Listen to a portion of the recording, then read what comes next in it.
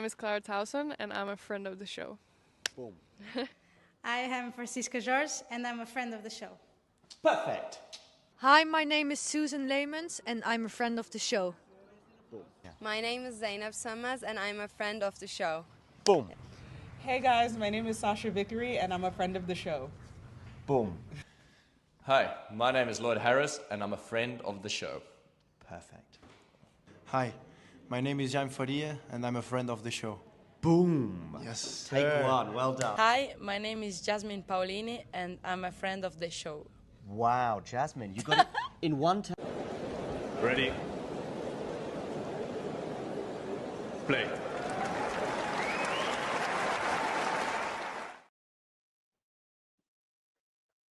Well, howdy, John Silk. How we doing? I'm good, and you? What is it you've just been consuming, by the way?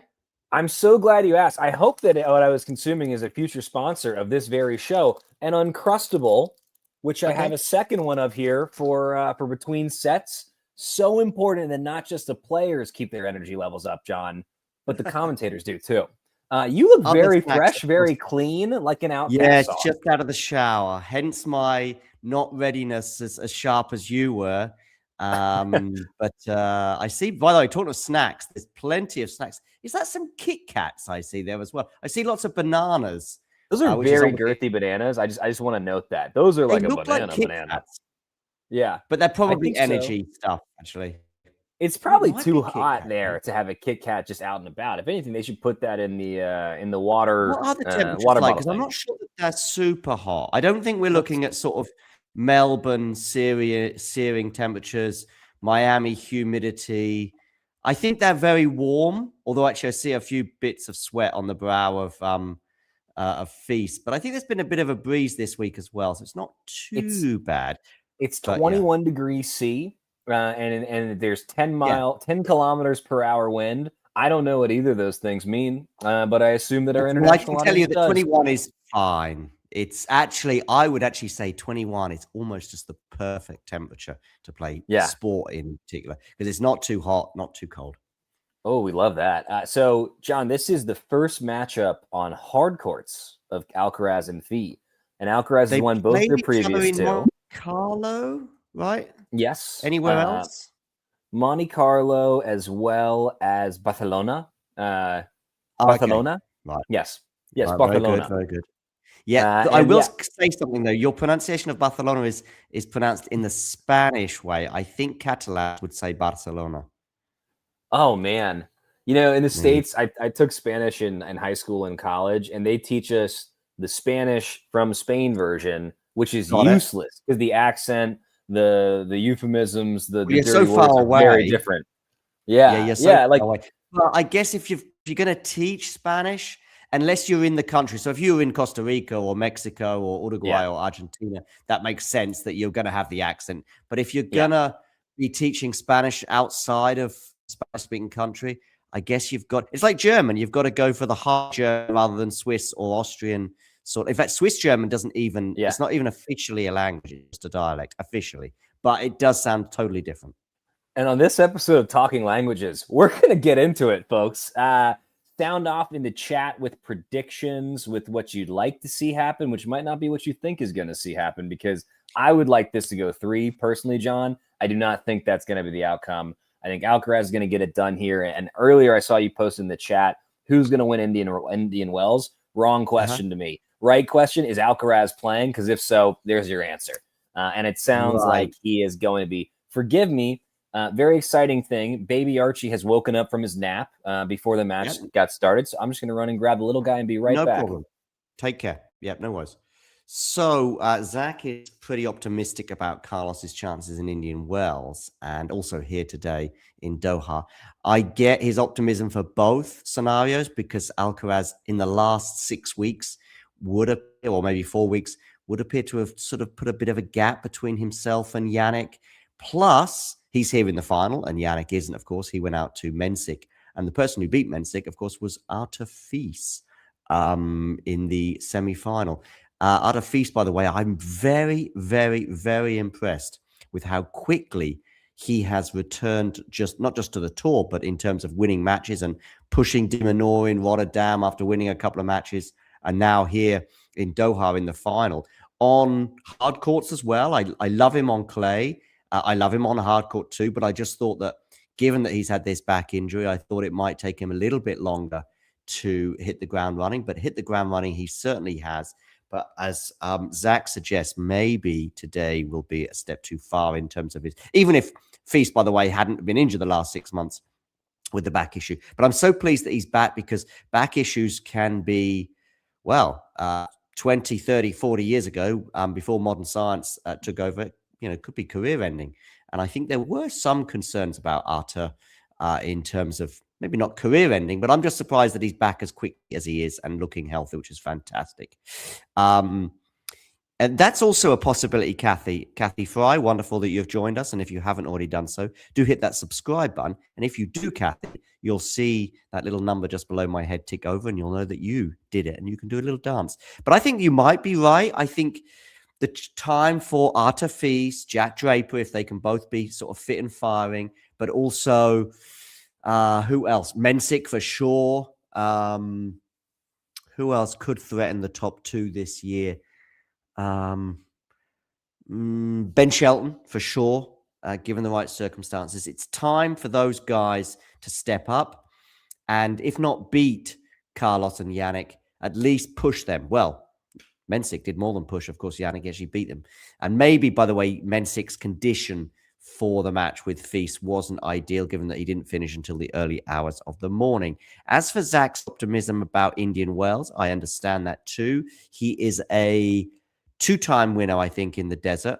He got to the semis in 2022. He won it in 23 and 24, and then got to the semis again in 25. So his pedigree there is undoubtedly the best of all the players on the tour. Players such as Yannick Sinner and Alexander Zverev have never even made the final there, never mind won the title. Plus, the conditions there suit him very well. I was surprised that he lost to Jack Draper last year, but maybe that result for Carlos aged pretty well, bearing in mind the form that Jack was in at the time. How are you, Zach? You're back. I couldn't be more excited to be here. I am my deputy digital media intern, Baby Archie, is here with me as well. Say hi, Baby Archie. Hello, Archie. I'm going to be a little quick with the mute button on myself here because, like his dad, he's a chatty guy. He's got a lot of thoughts. If he screams, you're more than welcome to put yourself on mute. But you never know. Some people in the chat might suggest that he's offering more intelligent conversation than we are. I think the majority certainly would on my end. And definitely a more handsome guy too. But yeah, so it looks like we're about to get underway here. I just want to know. I reckon you'll be, given the previous streams, I reckon you'll be slightly ahead of me. I've got an overview of Doha right now, and I'm now looking at Alcaraz opening some towels, it looks like. Yep. So just a quick logistics thing then. I'll pause it when Feast is about to do the toss, and then you just tell me when to start this bad boy up. And yeah, I will. Feast is bouncing right now for me, so I'm going to pause. You let me know when to go, and then we'll go live. I've got Artefis putting his hand in a pocket and showing the new ball. Obviously, it's going to be now. I've got him bouncing it. He's bouncing it from a distance. Artefis here against Carlos Alcaraz for the third time in their careers come up against each other. And Feast serves out wide, and he's missed the first serve. So a second serve for Carlos to look at. A very close miss to start. And Kathy, thank you so much for the compliment on the little guy. We love him too over here. You can't see this. I got a bottle in one hand. I got the stream in the middle, and I got the iPad with the matchup on the other. So I'm short one hand, but doing my best. Kathy's also mentioning both, I think, Alex de Minaur and Felix Auger-Aliassime. I don't include them in the conversation to who can challenge Yannick and Carlos right now, because despite the fact you might argue that this player, and Musetti, I feel the same as well, you might be able to argue all three of those players are the third best player in the world right now. I don't see, Felix has been on the tour for 8 years, maybe. De Minaur, similar amount of time, maybe a bit less.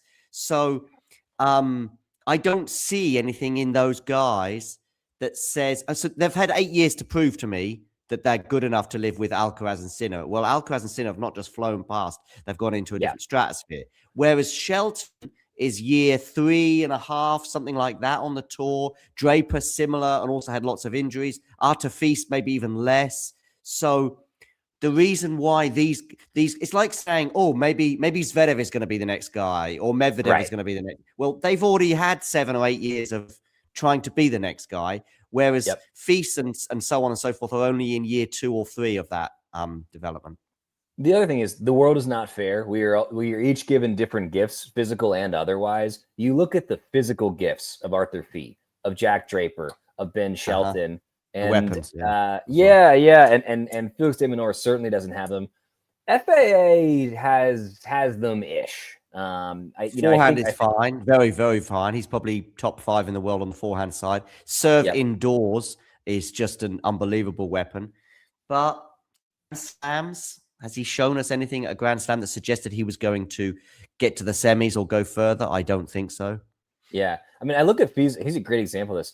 I think people forget how young he is because he came on the tour so physically developed. He showed up a grown man even when he was a kid. I mean, he's only 21 years old. 2023, he was next gen finals. I think it was 2023, and he came out on top. By the way, we've got a break point already for Alcaraz. He came out on top, Fils, in the metrics because they did what they did at that tournament, which I love, by the way. They did like they showed them like running 50 meters or 100 meters and seeing who was the fastest. They showed reflexes and they did all various different athletic relevant metrics. And he came out on top in every single metric to Fils. By the way, so second serve here for Alcaraz, a backhand return. Nice backhand up the line into the forehand Alcaraz, but he deals with it so well. And we've already got a break of serve. Wow. And a pretty risky attempt there from Fils. He could have tried to block that back. He took a full cut and just wasn't able to get there. Even in a miss, he looks impressive, though. I mean, the movement on display, the athleticism, the slide, all of it. I'm a huge Arthur Fils fan, and I think that when we think about who might that third player be, it's a pretty short list to me. You've got Shelton and Draper, of course, and then it's Mensik, Fils, and I'm a homer here, and I'm going to say this in jest, but I don't actually mean it. And then you got Lerner Tien. I think, but when you think about those guys, what do they all have? They have elite physical traits. They also have elite belief. You look at Zverev, you look at FAA. There is psychological damage there. Tsitsipas. He's not even in the conversation anymore because he's got but he's in that. I think he's in the conversation of who has shown that they're not quite elite mentally. I think. Or strong enough mentally. But you again, Mensik, Fils in particular, they get on the court and they expect to win. I don't think that FAA, de Minaur, I don't think that they do. Certainly in Australia for de Minaur, which is really tough. And so would love to see those guys steal a big one, but I don't think anybody is going to bet. All right, I think very few people would put money on that at this point in their careers. When was the last time we had a Grand Slam final without Sinner or Alcaraz? At least 2 years ago. It was 2023 French Open was Djokovic. 2023 US Open was Djokovic Medvedev. I think that Australian Open 24 was Sinner to win it.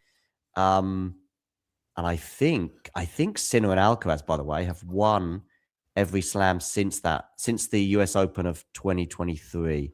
Yeah, I think they've won every single one. So they won all 4 in 2024, and they won all 4 in 2025, and of course they've won the last 9 slams have all gone their way. If you had to put your money on it, as Alcaraz is serving 40 love here, off to a very very solid start, who do you think that they're? By the way, want to note neither of us nor the chat has mentioned Holger Rune.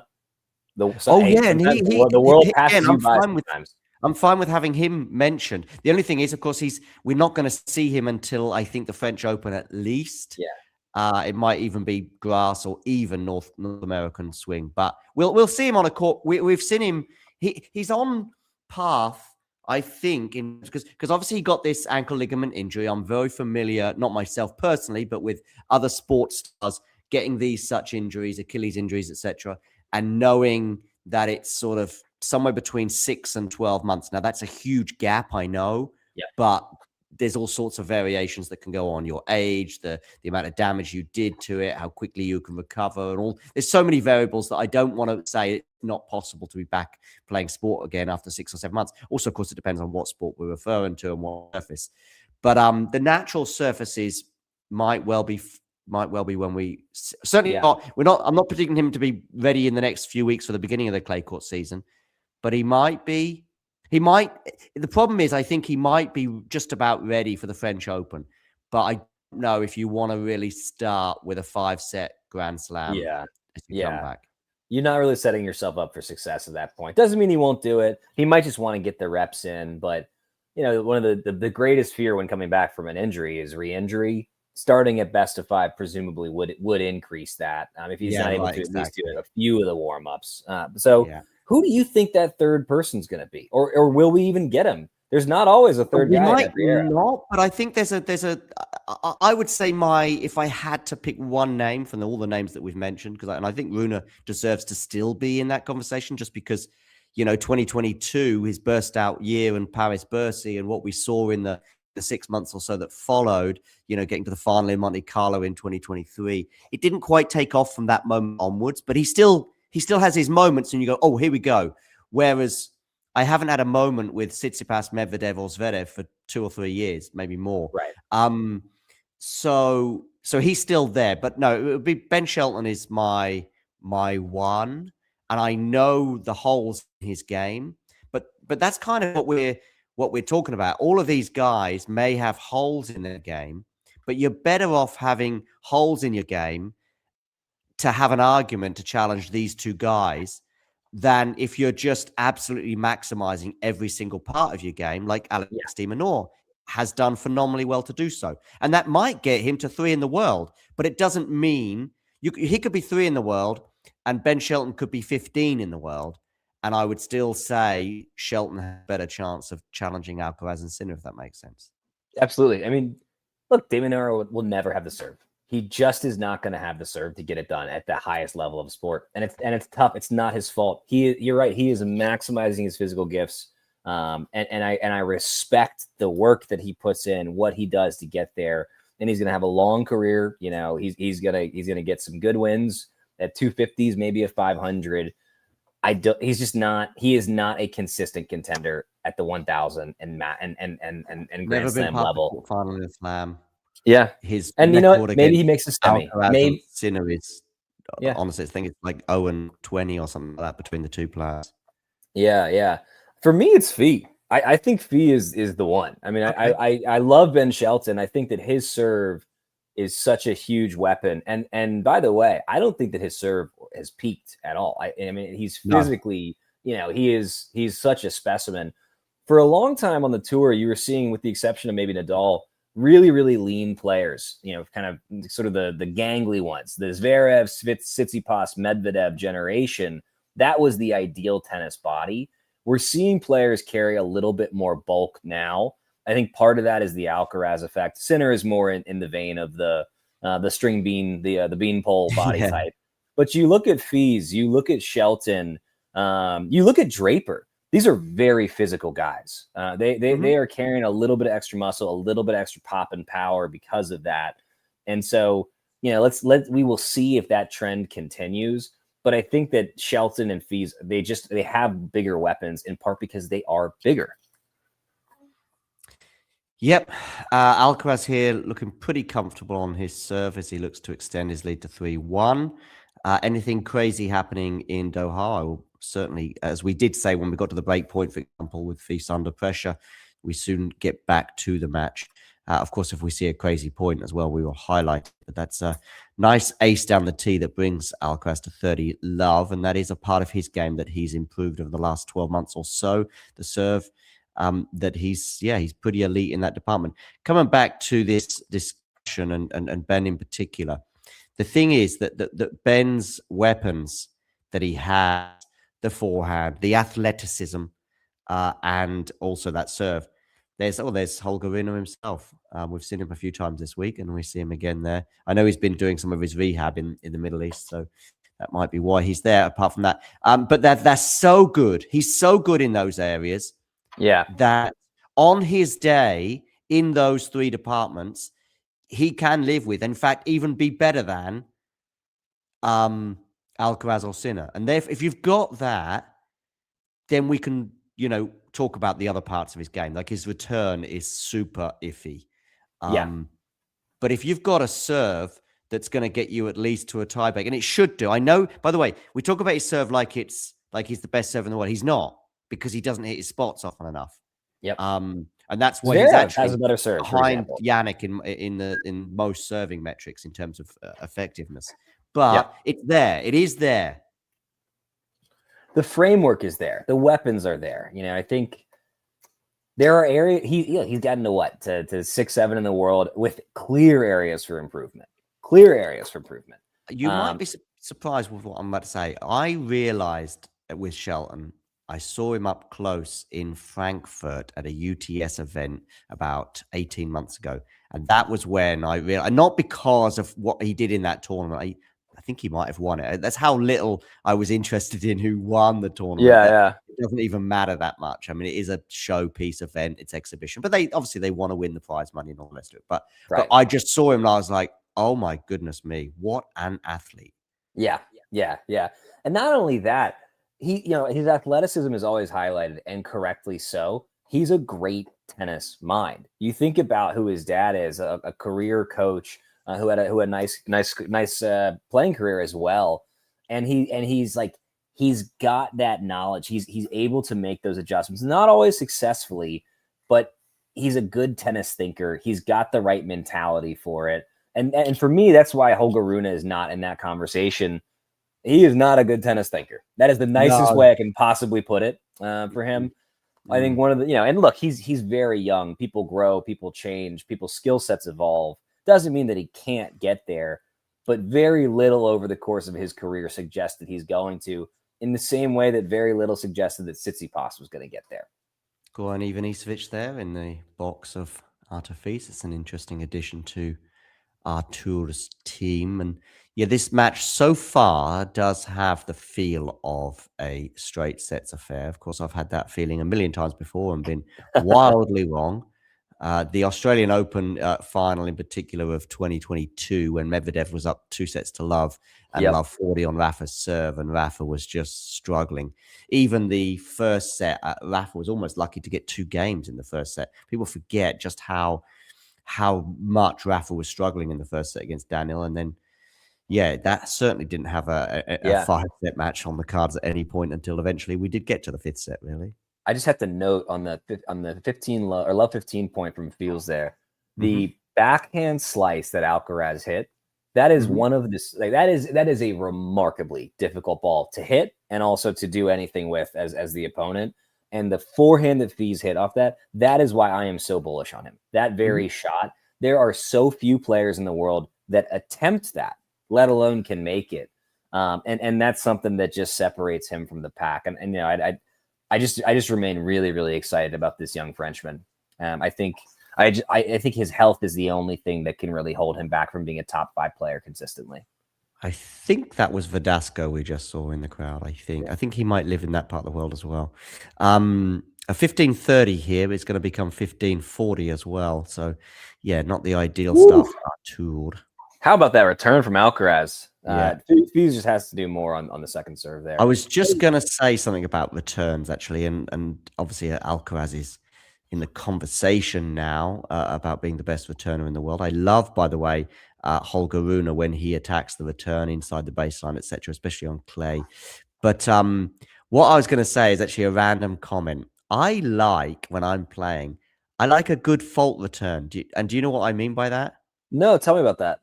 So this is my speak. This is not official tennis speak. You won't find this in ATP or WTA parlance, but I call it a fault return. This is when you receive a serve and they hit it out, but you blast it back. And I often want to know if it's like, so let's just say they've hit a serve. It's been a big serve, but it's gone out by, 20 centimeters or whatever. But you're obviously reacting to it because it's a first serve. And so I sometimes want to know, not want to know. You kind of do know, did it land in my fault return? Because it means I've got my measure quite good today in a way. And I can keep hitting balls like that. I like that term as Fee fends off a break point or two there. Huge serve on the 30-40 point. Unfortunately, we now have another one for him. Alcaraz looking to capitalize. Now, that is an interesting take. John, it is. Do you think that Carlos Alcaraz is seriously aiming? I mean, I look, think in every theory, player. every player Listen, I'll tell you what, is. Zach. We'll wait until this game ends because we're going to have a change of end, and because that conversation could be 20 minutes or it could be 5, but it's going to be more than 20 seconds. That's for sure. So Alcaraz has got a. So Manu, thank you for this questionable point because I want to talk about it. But first of all, Alcaraz has got a break point to help him continue that unbeaten run in so many ways. Forehand from Feast. Alcaraz is on the run, but so good on the run, and that drop shot is not going to be good enough. As soon as that left Feast's racket, even on my 2D TV screen, I could see that wasn't going to make it over. So 4-1, Alcaraz leads, double break, 16 minutes on the clock. This final, I think, is going the way in so many respects that we thought it might, given where these two players are at in their trajectories right now. Artur Feast, by the way, this has still been a phenomenal, phenomenal may be too big a word, but it's been a great 10 days back on tour, 2 weeks back on tour. Because don't forget, I think Rotterdam was his first tournament back on the tour, having been out for 6 months with a back injury. And he got a couple of wins there, pushed De Minaur a bit more than I expected him to, the eventual champion. And here he's got to the final, beating Mensik en route.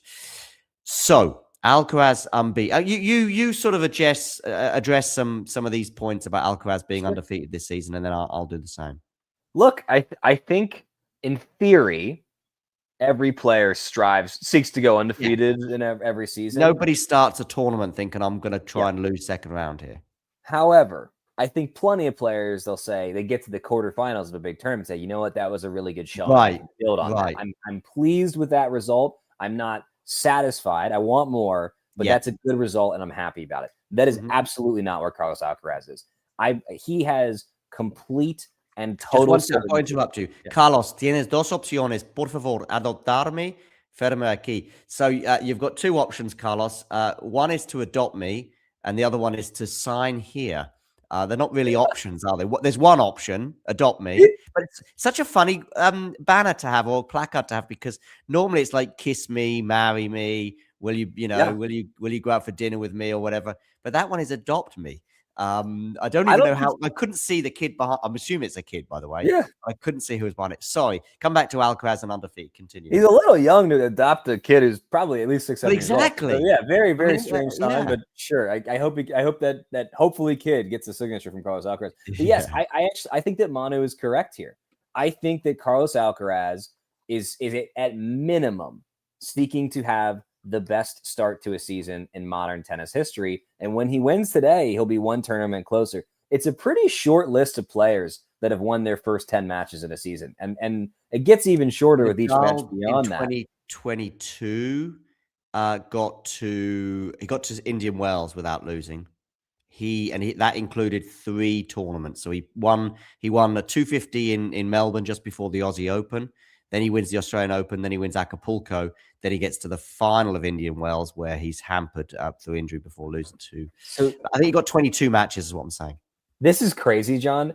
I actually think that it is a very real chance this year or another one that Alcaraz could get through grass court season. I don't think that anyone can get through the American hard court swing and US Open after going undefeated. I think it's just too tough. I think the courts are too fast. I could see him going undefeated on clay if he can get through Indian Wells. We're all a calendar year to Miami, right? We're almost there. We've got this final. Let's assume double breakup, 40 love. He wins this tournament. We're then going to go to Indian Wells. We think he is heavy favorite. I don't make him such a warm favorite in Miami because it's not a tournament where he has such pedigree like he does Indian Wells, and I think it's obvious in terms of the conditions there. But I think it's a very good chance that we get to Miami, and it'll be a year since he lost to David Goffin there. And so since then, he lost to Holger Rune in the Barcelona final. But by the way, he lost that match through basically, I don't think it's unfair. I hope Holger doesn't mind me saying this, because I'm sure Holger's got an earpiece in right now in the crowd there and he's listening to Talking Tennis. I'm surprised he's not in the comments, frankly, John. Yeah, it's surprising, disappointing. That Alcaraz was hampered in that final to the extent that he had to skip Madrid, obviously his home country's biggest tournament. But so he was hampered in that final, loses to Rune. He then loses the Wimbledon final after being a set up to Jannik Sinner. Not saying that Sinner doesn't deserve it. And then I think his next loss was Sinner at the ATP finals. So since losing to Goffin, He's lost to Sinner twice in 2 very close matches, I would say, because the ATP finals were straight sets, but it was super, super tight. I think it might have been 7-6, 7-6, might have been 2 tie breaks. Not sure. One of them was certainly a tie break anyway. And that could have gone either way. The Wimbledon final, you go a set up. It shows that you're not far away from winning the match. And the Holgeruna match. So I'm not saying, hey, Snail, I'm not saying he is going to go the undefeated, but he's kind of shown in the last 12 months that he's not a million miles away from being undefeated in the last 12 months. So I think the biggest factor though, John, is that Sinner is out of form, right? And so I think to go undefeated, you need a little luck. Exaggeration, Zach. But I mean, he's had a couple of uncharacteristic losses. Look at his loss sheet in the past 2 years. And I mean, tell me if I'm wrong. The Djokovic loss was a shock for me, at least in Australia. And remind me who the most recent one was. Mensik just a couple of days ago. So to be fair, I think you're right. Mensik might be taking the leap right now, and Djokovic remains the GOAT. So it's not like there's a Goffin level inexplicable loss there. I think that since did he lose? Yeah, he got injured, didn't he? And but played on in one of the Asian swing tournaments. I think it might have been Shanghai. So since then, he wins after that, he wins. Does he win Paris Bercy? Yeah, I think he won Paris Bercy and he won the ATP Tour finals. Then he plays the Australian Open, gets to the semis and loses. Then he gets here and loses in the quarters to Mensik. I need to see a poor sunshine double from him before I'm saying he's out of form. I mean, not just poor. If he loses to Alcaraz in the final of both tournaments, for example, then you'd be also concerned because the gap between him and Carlos will have grown as well. So at this point, any non-Alcaraz loss for Sinner and any non-Sinner loss for Alcaraz is a surprise. It is. And so as they add up, that's you start to get the. I think you're right that he's not. I also think Alcaraz winning and doing so well is also harming Yannick a bit. So say more about that. Let's say Alcaraz goes out in the quarters in Indian Wells and Yannick goes out in the semis of Miami. Yannick gets to the final of Miami and Alcaraz goes out in the semis in Miami, something like that. Then we're not kind of it's just because Alcaraz is putting the foot down in a way. Yeah. No, I mean this really was a great take and an interesting conversation point from Manu here. As we enter the assuming Alcaraz holds here, I'm going to take the little guy for a quick change whenever we get there. But in the meantime, Snehil's funny. If the Djokovic loss last year was a shock, then you need to rethink it. He means Sinner, I think, this year, right? Because that was a shock. Yes, it was a shock. Yes, the loss to Djokovic for Sinner this year was a shock to me. It was a shock. And that's not a knock on Djokovic. I recognize the history with him at the Australian Open. I recognize him as the clear and unequivocal my goodness, this point. I'm going to shut up. Anybody who's watching that just saw that point. Watching. Wow, Carlos Alcaraz, take a bow. It's like, come on. Come on. Leave some for the rest of us, Carlos. My goodness. Wow. It's just so easy for him. Oh, I mean, by the way, that backhand from Fee was remarkable. Yeah, it was good. It was good. It was the pickup. That is an all-world backhand. After especially as Carlos painted lines with that one. Fees is laughing. Look at him. He's. What can you do but laugh? Fees played an incredible point. Alcaraz played a singular point as he then misses a backhand. Gosh, we're so lucky. We, as people who like tennis, are so lucky for the era we're living in. I try and say this every broadcast that I'm on. There is this hand wringing as we approach the end of the Big Three era. Oh, what are we gonna do? Oh, is tennis gonna be this? It'll never be the same. Oh, who are we gonna watch? These guys. I mean, this is every bit as good level-wise. I would argue it's better level-wise than the Big Three era. And it is every bit as fun, and I would argue that it's better.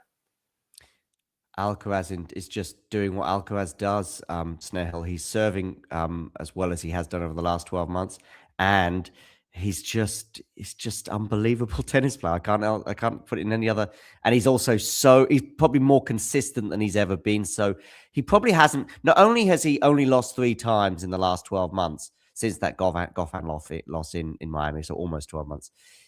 the losses he's had, we can explain them. Whereas we can't explain losing. Oh, no, because he lost to Cam Norrie as well. I'm missing that one. And in fact, probably that's the one that you find most difficult to explain.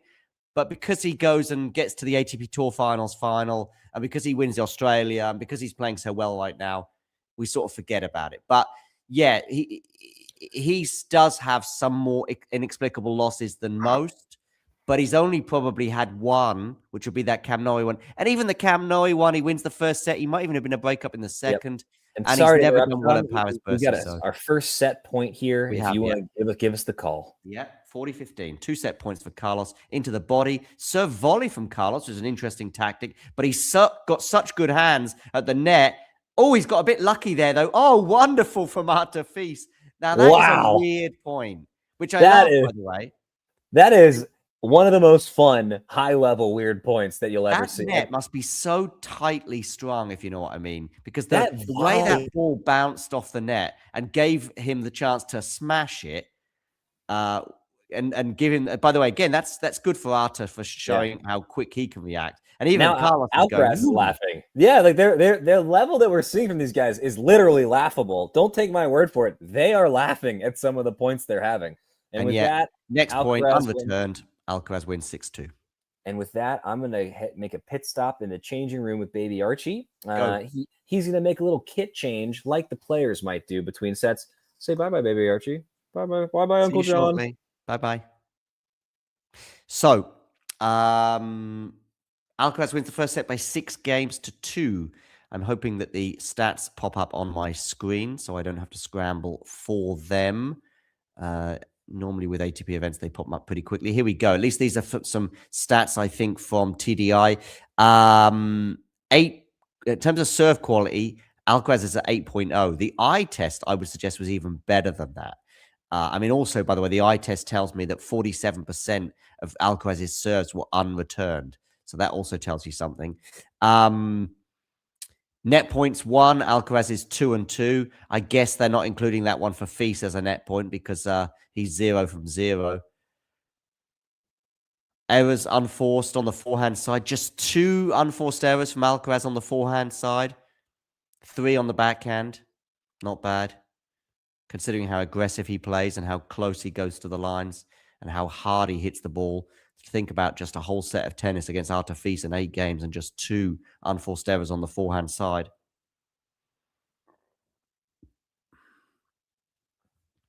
I didn't see the Rublev match, but did he give a big fight? Did he? Was it close between Rublev and Alcaraz?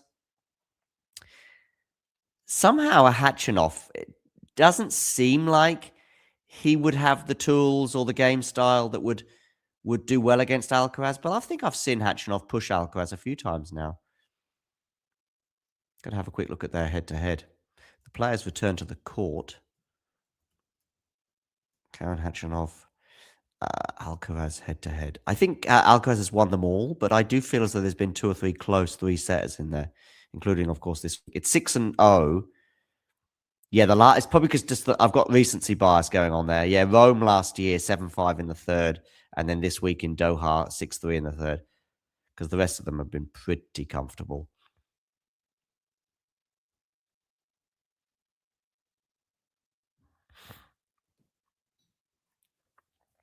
I don't know, Snail. I'm not sure I shared your optimism for a close match. And of course, it still might be if Fils takes this set in particular. But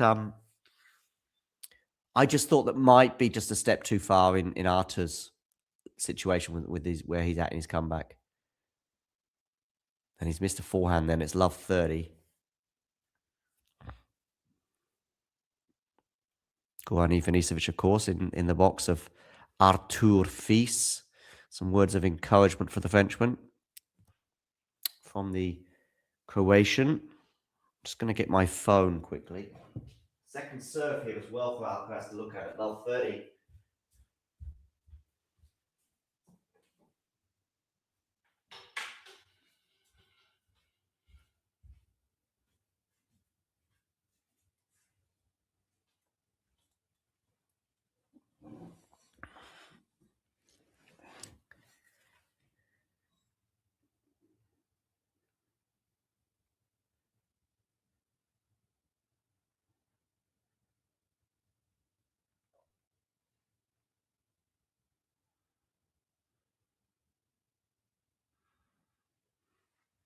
Okay, love 40 here quickly.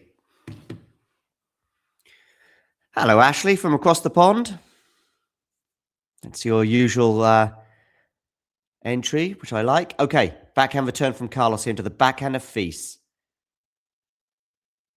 Forehand now, Carlos opens up. Remember, we only hit 2 unforced errors off that side, and he's feeling so confident right now. When we see the Alcaraz forehand like that, and so few errors, and still hitting it as hard as he can, you know that he's in a pretty confident spot, and Fils just can't absorb that power. Putting the backhand into the net. 1-love Alcaraz. So a set and a break for Carlos. Has he got one hand on the trophy? I would probably say yes. Arthur looks a bit frustrated. 32 minutes on the clock. This might be done in less than an hour. Yeah, I just didn't see it being very close now, but I'm not sounding clever after the event. I think Zach and I spoke in similar terms 35, 40 minutes ago, but as we were previewing this encounter. See, the other thing that drop shot is going to be chased down by Arthur Fils, redrop from him, but now Alcaraz gets his forehand on that and 15-love. I was thinking about this when I was out for a run earlier, and I wasn't actually thinking about Alcaraz going undefeated this year, but I was actually thinking about calendar slam possibilities on the women's side. And the problem that I think Sabalenka, who's been the closest to it over the last sort of 12 months or so, has had is there's just too much depth. There's too much depth on the women's tour, that there's too many.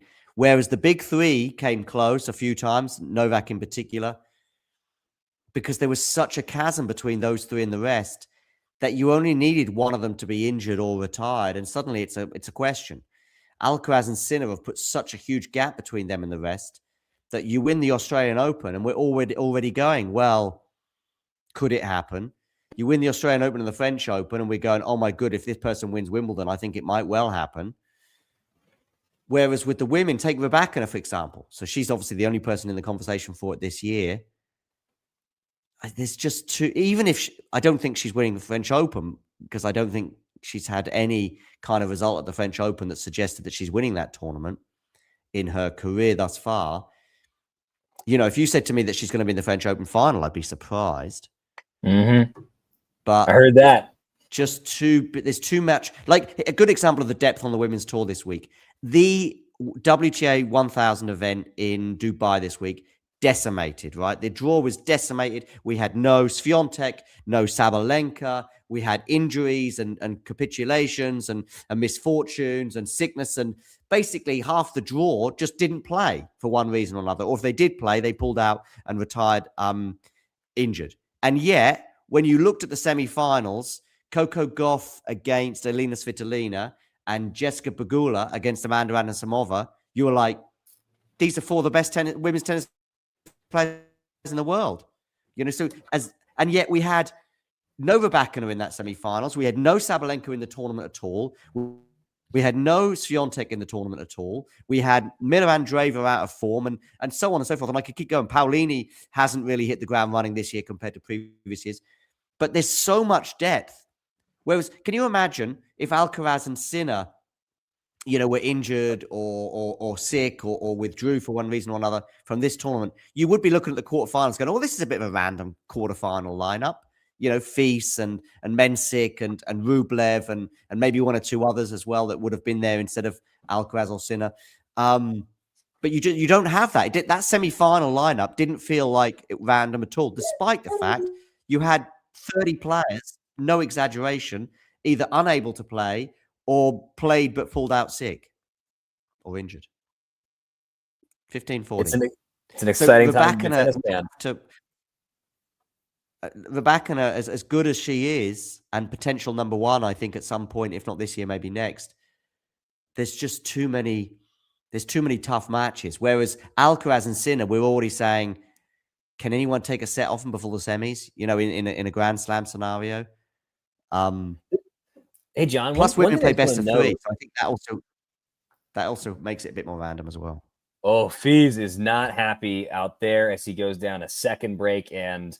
Look that at is this! A one way. That's one way to draw the attention toy to your racket. sponsor. But yeah, Yeah, Babolat. Can I? I'm just going to leave the stream for 10 seconds, but there's a very good reason for it. John has left the stream, I think, probably to go get his own smashed racket, or at least a Babolat, which, by the way, we'd love to sponsor us. Ghosty, Jake Davies, Ashley, the chat's getting kind of full. How's the match been? Well, Arthur Fees has smashed the racket. Artur, I need you to compensate me for at least posting this, but I have the exact racket that you just smashed in my hand. Completely new, not even taken out of its wrapping.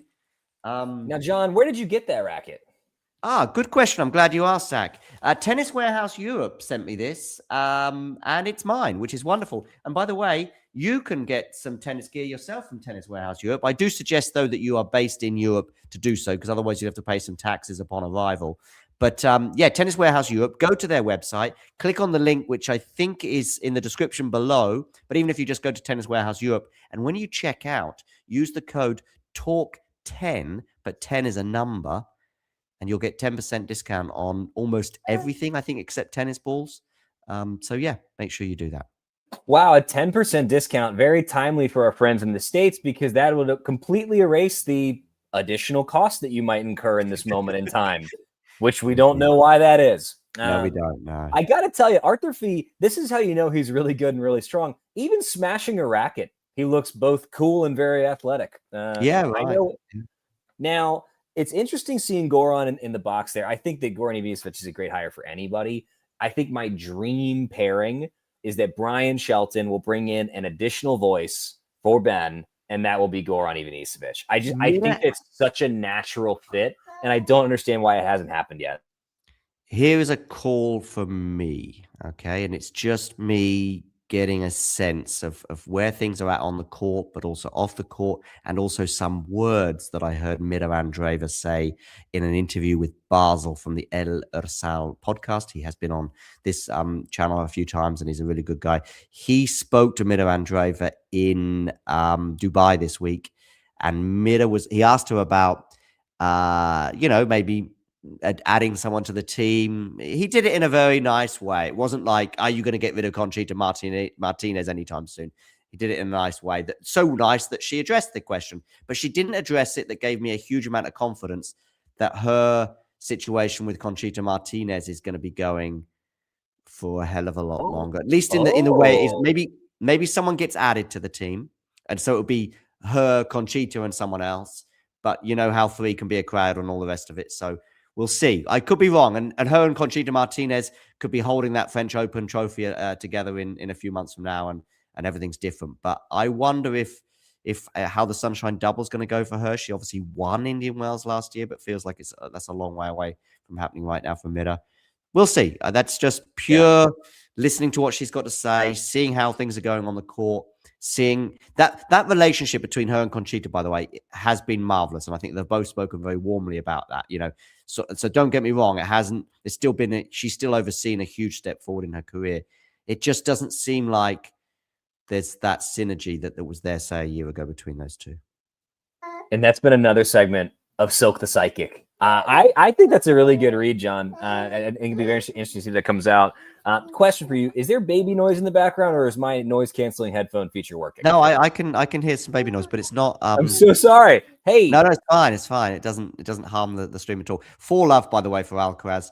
For those of you tuning in and wondering what has been going on, well, it's just been a Carlos Alcaraz masterclass again. That inside out forehand, which, as I said in the first set, he'd only hit 2 unforced errors on the forehand across 8 games, bearing in mind how many forehands he's generally hitting every game and how hard he's hitting it. To hit just 2 unforced errors across the entire first set is incredible. And if we see the way he's just won 2, I think, of the 4 games he's won in this second set with inside-out forehands, that Feast just can't deal with that pace. And that's no shame on him, especially where he's at in his comeback. But 6-2, 4 love. This, I don't think we're going to reach the hour mark on this match. 40 minutes at the moment. This has not been a tennis match. This has been a demolition. And Fees has sprayed a couple balls here and there, but it's not his fault. This is Alcaraz at his best. Yeah. He's just that good. Look at that backhand, which Feast did really well to pat back, by the way. Indeed. Oh, the variety on this point alone from Alcaraz, from both players actually, but Alcaraz in particular. A couple of slices in there, yeah. So we're entering point of the match territory as this. Oh my goodness. Goodness gracious gravy. My wow. There we go. He's apologized because there was a net cord in there at one point, and it was on the forehand side, by the way, but he wins it with a forehand winner. And again, so the unforced error count to win count, I'd be fascinated to know come the end of this match, assuming he wins it 2-2 or something like that. I'd be very interested to know. I actually saw a match. Was a women's match in the last couple of days, but I can't remember who it was. It might have been Pegula Anisimova yesterday, where they both had positive records with winners to unforced errors, which is, it feels a bit unusual to me. I don't know. Like, I think even though Anisimova lost and there was a sense of a, what if moment for her because she was up a set and a break and it felt as though she sort of fell apart a bit. Her winners to unforced errors ratio was still pretty good. It was like, I'm going to say 30 winners to 25 unforced errors, something like that. And Pegula's was like 25 winners to 15 unforced errors. It was a very healthy margin for both players. But I feel as though Alcaraz might be in double winners to unforced errors territory. John, I'm just going to say that Alcaraz, I mean, obviously he's really feeling himself. Just yet another winner. There we go. The attempt of the backhand return down the line at love 15 that he hit, that is a heat check of heat checks type shot. It was an outrageous attempt, and he almost hit it. And then the next point, he just rips a winner off a pretty darn solid rally ball from Arthur Fleet. Yeah, he pulled off an incredible angle here. Yeah, and when I think back to, I'm trying to think what the spell was. I think it was end of 2023. Yeah, it was. It was from the US Open, for example, his loss to Medvedev until Indian Wells 2024, I think. This spell from Alcaraz there was a few maybe clickbaity, but also you kind of understood it. Articles out there in the media that were saying, I'm not sure if Alcaraz is all that and what's going on with Carlos, 6 months without a title. Again, some unusual losses in losing to Medvedev, given their head-to-head before that at US Open semi-final and the way Carlos had crushed him in Indian Wells and Wimbledon prior to that was a surprise. And seeing how he was. And also I spoke to him in Carlos in Buenos Aires that year 2024. And he went out to Nicolas Jarry there, I think in his first match there. It might have been his second match, but it was early anyway. Didn't make the semis of the final. And then he gets injured in Rio in his first round match there. And I spoke to Carlos about where he's at. He just said it was all a confidence thing. His confidence was shot. And especially when he would get to the 15th. It was interesting. He gave a really interesting feast, by the way, very happy to win a game 4-1. He said, like, just when it gets to 15:30, I start to feel nervous, which is what human beings do, don't we? When we're watching our favorite player, or even when we're playing and we're going, 15:30, but it seems to me as though most tennis players don't go through that anxiety. But he said he was going through it at those points in matches. Didn't have. Whereas today, I'm just seeing how confident he is. I think as well that Australian Open title, because of his record in Australia until this year, maybe he still had some doubts, but right now he's just, I saw that interview with Djokovic a few months ago where he just said in 2015, I think it was, which is another year when we had an incredible unbeaten start. He got to the French Open in a calendar year without losing. And I'm going to say 35 matches, but someone in the live chat will tell me because actually it's very quick to find out just how many matches he did unbeaten that year. And that's the longest unbeaten stretch I can think of in my lifetime anyway, in an ATP tennis season at least. John, one thing I want to say is I wonder how many other players feel that exact same thing. And Alcaraz just had the confidence to admit it publicly and address it. I think fear is natural. Fear is real. Courage is not the absence of fear. Courage is feeling fear and finding a way to power through. And Alcaraz, his whole game is courage. I mean, it's borders on insanity sometimes, but it is all rooted in his courage, his willingness to take risks, to go for shots in situations others might not. How many times over the course of his career have we seen him on a big point from a position where basically every coach in the history of tennis would say, do not hit a drop shot, hit the perfect drop shot winner? I tell you Oh what my we're going goodness, to that do, volley. Matthew. I want you to stay live with us until the end of this match. What we'll do at the end of this match, because I'm presuming it's going to be a pretty swift affair, whereas we could have been here an hour and a half to 2 hours. But I'll give you a nice little bonus, Matthew. At the end of this Alcaraz Feast match, we'll reprise what has gone on in Doha over the last 45 to 60 minutes, assuming it is done in straights. And then we'll do a quick few words on Delray Beach and the semi-finals that are coming up, with Kaboli coming up against Korda and Lerner Tien. I don't know if you've heard of Lerner Sorry, Tien. John. These 2 points this game are just Yeah, like I know that mean-spirited. Like, forehand again. come Yeah, on. Feast is not playing badly, people. He has shanked a couple balls in an uncharacteristic way. Yeah, there's a touch of rust there, but he's not playing D- tennis at all. Alcaraz is like, I mean, he is mighty close to redlining, if not redlining today. And it's a ton of fun to watch for probably everybody but Arthur Fees in his box. I'll go 30%. What do you think for Calendar Slam Carlos percentage chance this year? We have kind of, Matthew, by the way, at the beginning of the stream, we did begin with an unbeaten year and we didn't put a percentage on it, but this is still fine. This is an additional question, but similar, but it's additional. And I would go 30% chance for the Calendar Slam, which is phenomenally high. Yeah. Bearing in mind we've only had one of the slams so far. I mean, I'm going to say 25%. In my heart, I want to say 50-50. In my head, I say 25%. Now, I think if he wins the next two, we're then probably over 50. But he needs to win the next two before you can. Because like if you just go into the US Open, and most years you'd go Alcaraz or the field. Given that Jannik Sinner is in that field, you would take the field, right? But bearing in mind, if he's got to the US Open, having won the previous three, he's probably suggested that not only is he the best player in the world, but he's also probably suggested there's quite a gap between him and Jannik for one reason or another, because presumably he'll have beaten Jannik a few times as well. So if he gets there, then we go. Then I'm not saying I would agree with it, and all sorts of things can go on, but we might be going into the US Open with there being a greater than 50%. But he needs to before you can't. I don't think you can put it at 50% yet. But you also have to say it's a good chance because there's only two players really likely to win the other three slams. What we've seen over the last 2 years. John, forgive me. I'm just reacting to this point again. And holy words I can't say on this stream. It's like, what is happening out there? I know he's the best player on earth right now, but come on. It's like, it's silly at this point. Fees isn't even mad anymore. He can't be. Volley at the net, yeah. Yeah. The swinging, I mean, Alcaraz is so feeling himself. The swinging volley was a goofy attempt. You see, I know it's just a normal shot, but he just hit a backhand and it hit the line. Yeah, yeah.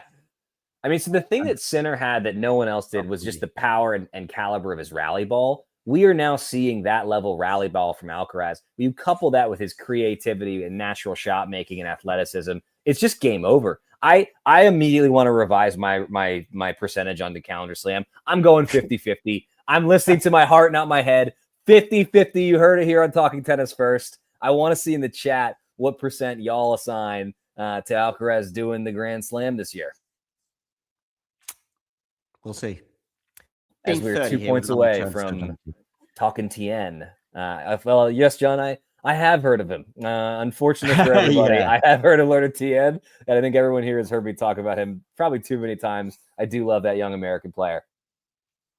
So we'll do a few minutes on Alcaraz Feast at the end of the match, sort of just reprising what we've basically been saying for the last 50 minutes or so. And then we'll have a quick look at the Delray semis, and then we'll up. Backhand return here from Carlos. He's 2 points away from the victory. Another forehand winner. Honestly, when you hit 2-1, as in like if you hit 20 winners and 10 unforced errors, something like that, that is normally a sign that you've played very, very, very well. 2-1. I think anyone who has a positive winner to unforced errors ratio tends to have had played pretty well. I mean, there's loads of different things. You can show me some of the best matches of all time, and actually their winner to unforced errors ratio wasn't amazing. But it does tend to tell us something. It says we're into the rally here at match point. Feast goes big down the line, but Alcaraz defends pretty well. But I don't think he'll defend this. But Feast is, oh my goodness me! But I know. A chance to hit that. Come on, it was oh my goodness me. But I'm also going oh my goodness me because Feast did put that in a position where Alcaraz had a chance to hit a cross court forehand winner, and he did. It almost felt like Feast was just like, you know what?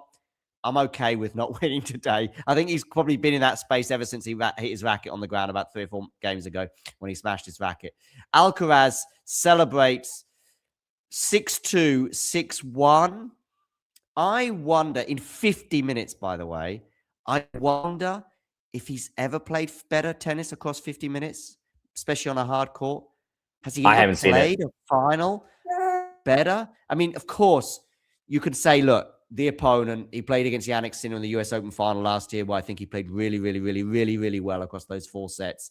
You know, Djokovic, Wimbledon final of 2024 was that year, 2024, I think it was, yeah. Straight sets win there. You know, his level was extremely high. So, yeah. But anyway, just 50 minutes from start to finish, Alcaraz barely put a foot wrong. I'm desperately trying to see his winners to unforced errors ratio, which I'm sure will be popping up on my screen any moment as he warmly talks to his team.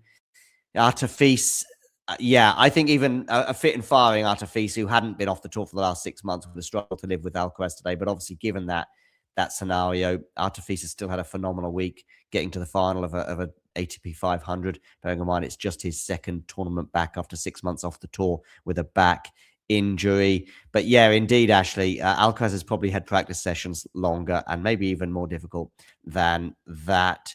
John, I think he had a longer practice session today than the match that he had, almost for sure. Probably his warm-up. Yeah, he will have had an hour or two on the court probably earlier today. Yeah. I gotta tell you, not injured. That's the case anyway, and he's not clearly injured. We weren't even here long enough to talk about Fees being king of the 500. I was planning to work that into my whole little routine today. But this is Arthur Fees. He's the king of the 500. You never know what's going to happen here in Doha. Unfortunately, we very much do know what's going to happen at this point, which is Alcaraz is just going to play lights out tennis. My goodness. I don't think I've seen a final like that in a long time. When was the last time you saw a final that one-sided against 2 players this exciting and dynamic? Can't think of one off the top of my head. I mean, 3 games obviously is a wild scenario. Yeah. But also just in terms of the tennis we saw. Let me see if I can get these stats up because they're not on my TV right now. But I want to see his winners to unforced errors ratio. In fact, they might now be popping up on my TV because they're one of those Doha sort of night sky looks, and that's normally when they bring up the stats. While you're pulling those up, and they are coming up on my page as well. I want to point out the first serve percentage, right? Alcaraz at an 82%. Yeah. It's crazy. In fact, I mean, look. All of these suggest you had a very, very, very, very good day at the office, okay? 8 points. So this is the serve quality from those, from I think they call TDI as the Organizational Tennis Insights. 8.6. That's obviously a very, very good day. But this is just, I think they have assessed this on where the ball is going, blah, blah, blah. So there is still a subjectivity to that. I mean, you could even say a 9 or 9.5. But if we just look at these hardened stats, 41% of his serves, that's first and second, by the way, are unreturned. So he's basically not having to do much for 40% of his points on serve. Also, first serves in 82%. I mean, anything above 60 or 65 is pretty good. Anything above 70 is very, very good. Anything above 80 is, best first serve percentage on tour, basically scenarios. Sort of Zverev on an absolute top day, for example, who is probably the best person in the world at that certain metric. And then, of course, he's winning 89% of his first serve points. He's also winning 67% of his second, which again, on second serves, anything above 50 is good. Anything above 60 is excellent. And so 67 is pretty phenomenal. I'm also now on the ATP website. I see unforced errors to winners. 18 winners, 9 unforced errors. So he's exactly in that 2-to-1 ratio. I think that's the match rather than, it's the match stats I think I've got here. Hey, John. So, go on. I think that people are starting to ask the question, is Carlos Alcaraz's brother the greatest tennis coach of all time? Because since taking over, I don't believe that he has ever had a player lose a match as head coach. That's a factually correct statement. There you go. Yeah. Food for thought there. How many matches this week? 5? I'm just seeing if you can walk over this week. Alcaraz in 5 this week. Beat Rinderknecht in straights, beat Royer in straight sets, Khachanov in 3, Rublev in straights, and now Fils, of course, in straights. So that's 5. That's 12-0 for the season.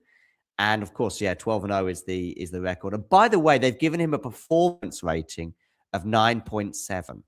So we're assuming that 10 isn't possible. I don't know. I mean, that would just be like you're just hitting every ball unbelievably well, whereas even Carlos Alcaraz hit, I believe, 9 unforced errors today.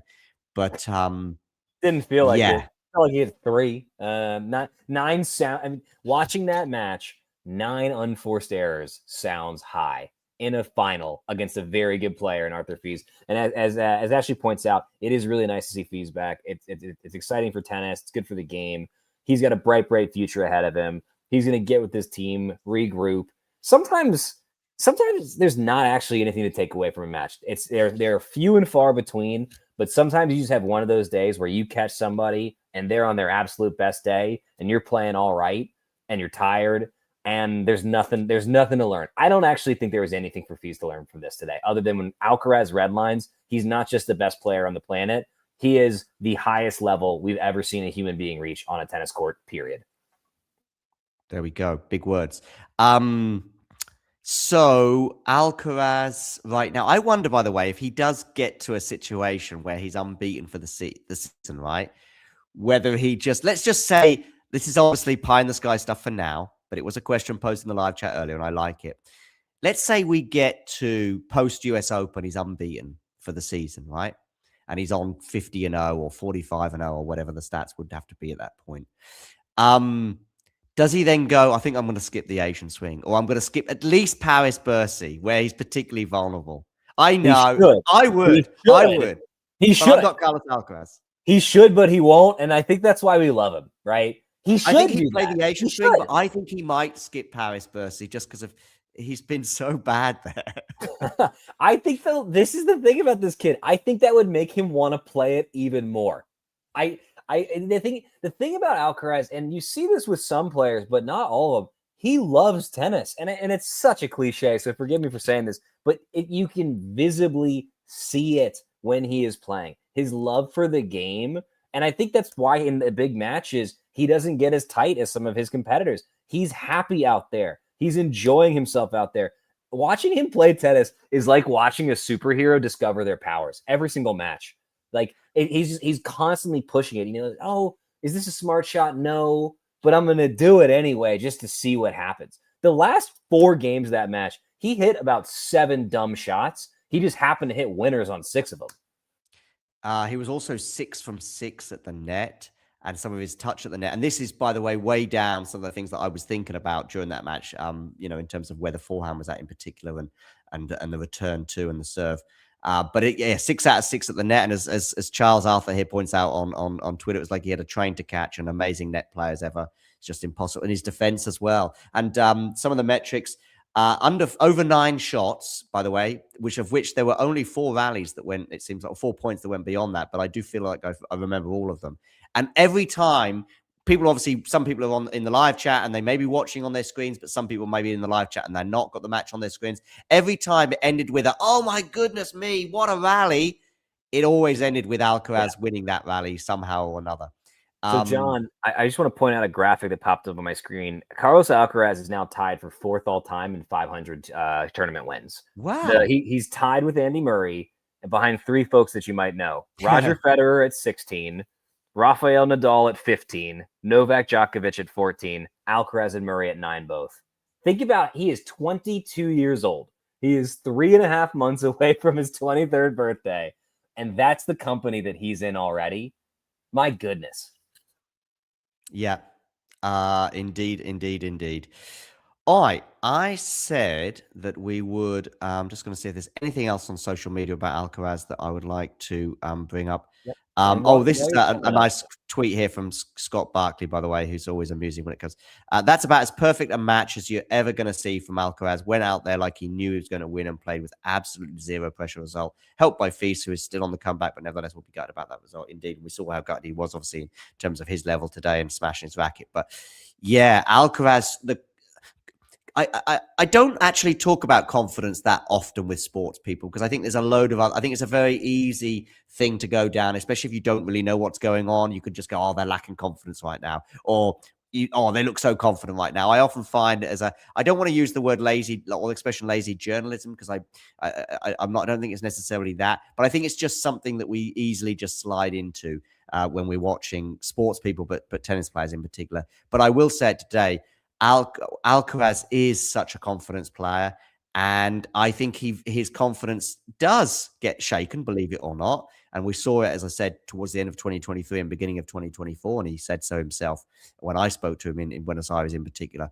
But also when he is that confident, and from the first point to the last today, every time he wielded a forehand, it was like, this is, you can't live with me. I'm sorry, Artur, you just can't. And nor can anyone else on the planet. So I'm going to hit this forehand as hard as I can, and I'm not going to miss.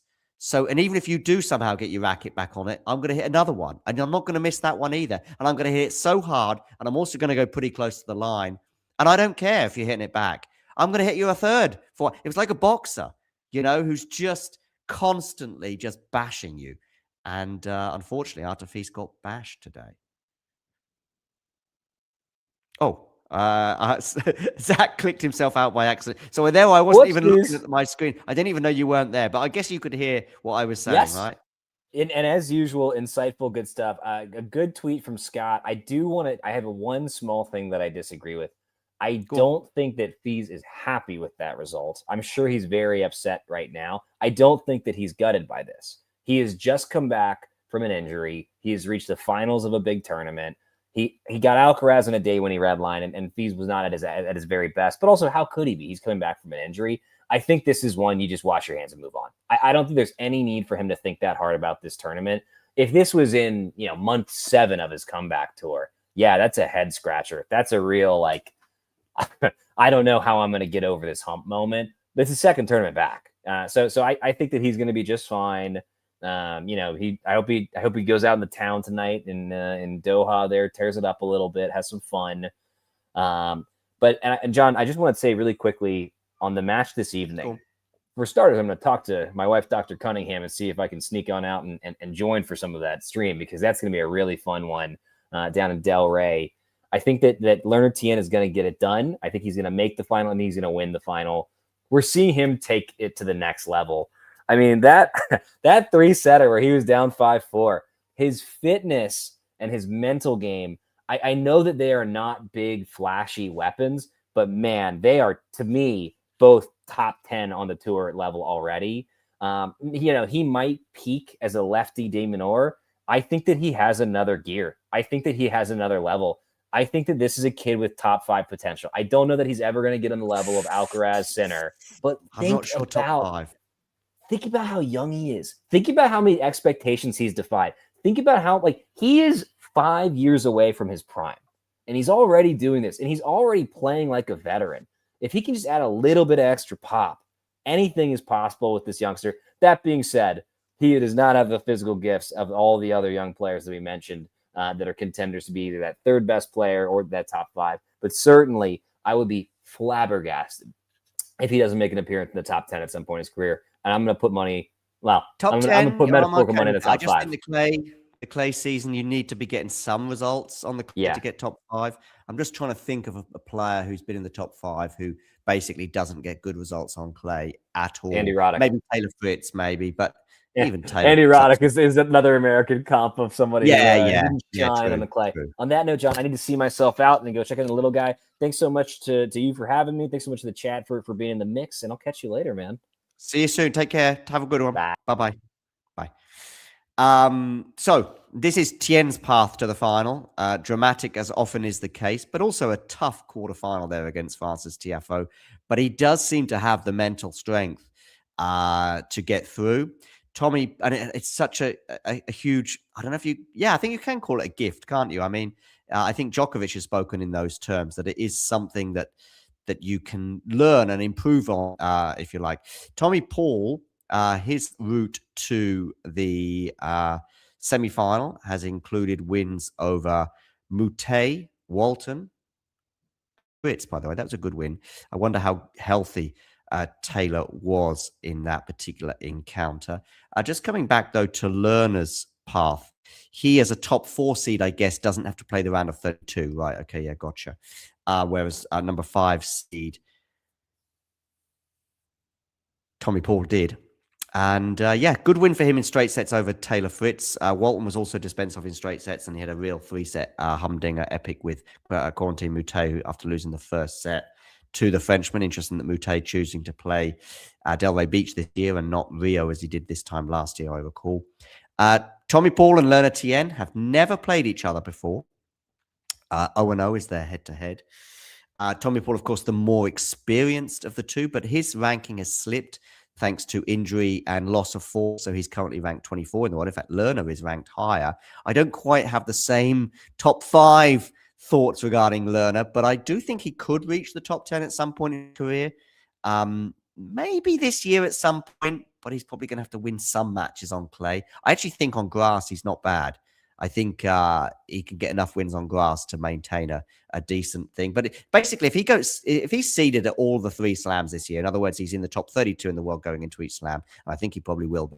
I think there'll be another huge step forward for Lerner.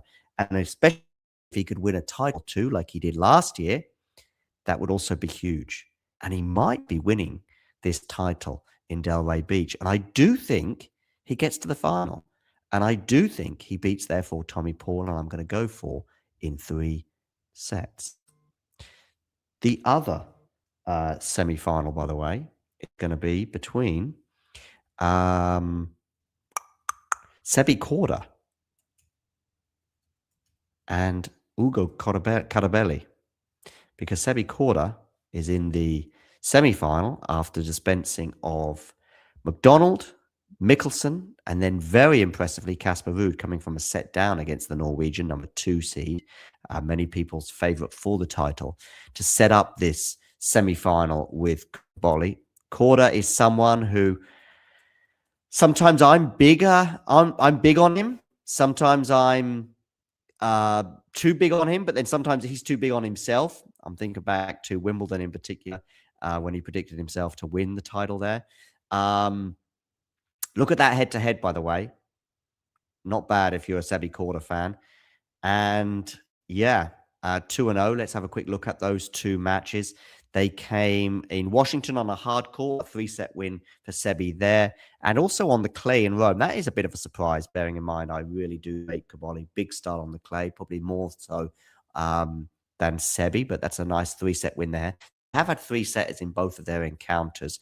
As for Caboli's route to this semi-final, he has played against as the number 3 seed as well. He doesn't have to play the round of 32. He beat Atmane straight sets in the opening round before coming through Coleman Wong in 3 sets.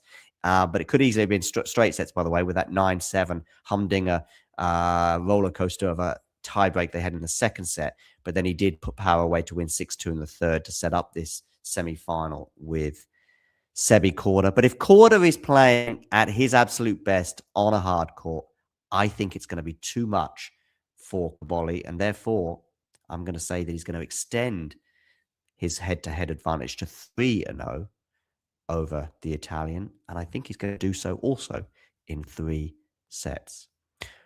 One more thing I want to highlight, by the way, is Alcaraz's that tweet I showed earlier when we still had our good friend with us. Look at this tweet that Alcaraz put out last year when he's watching the Davis Cup. I think he was injured for that, wasn't he? And he's supporting. And look at the TV here and stuff. It's just very humble. Let's say there's a bunch of tennis balls here. Look, in a bowl next to the TV. We've got a picture of Alcaraz, I think, celebrating a win in a picture here to the left, or just under the TV, but on the left-hand side. That feels like US Open Kit 2022. Some trophies as well. We've got the US Open trophy, by the way, up here, and the Wimbledon trophy, top right. A bunch of other trophies here. Look at this. I think that's a Mate thing. Did he win? Yeah, he won Buenos Aires, didn't he, in 2022? 2023. And then a bunch of other cups and stuff and some family photos. And he's just chilling out and he's watching TV at home. Feet off the table, Carlos. I can almost hear his mother screaming to him.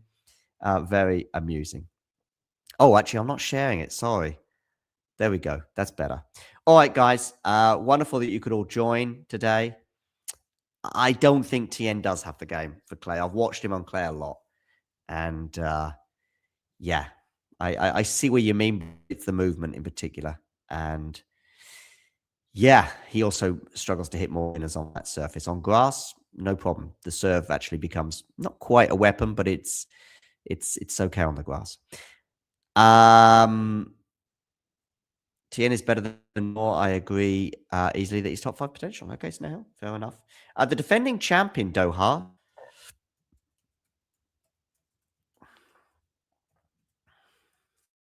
Last year, I feel like it was Sinner. Let me have a look. Oh, Rublev, of course. 3-set win over Draper. Yeah. Oh, of course, Sinner was suspended, wasn't he, at that point? But yeah, so this time last year, Rublev beat Draper in 3 sets. Yeah. All right, guys. Wonderful that you could join us today. We will be back with both WTA Weekly and then ATP Weekly tomorrow. So do join us for those episodes. WTA Weekly with Nick, looking back on the last 7 days in women's tennis, but also look forward to the next 7 days in women's tennis. And then we will have ATP Weekly later on. So WTA Weekly, I think, is going to be 5 p.m. GMT. That'll be noon Eastern time, 6 p.m. CET, and around about midnight-ish if you're in India or various parts of Asia. And then ATP Weekly will be around about 12:30 a.m. Central European time, so 11:30 p.m. GMT and 6:30 p.m. Eastern time. That'll be with Brenna and someone else. Not sure who yet. All right. Thanks for joining us today. And you know the drill. If you enjoyed this video, make sure you hit that like button. Don't forget to subscribe and click that notification bell so you don't miss out on all things tennis.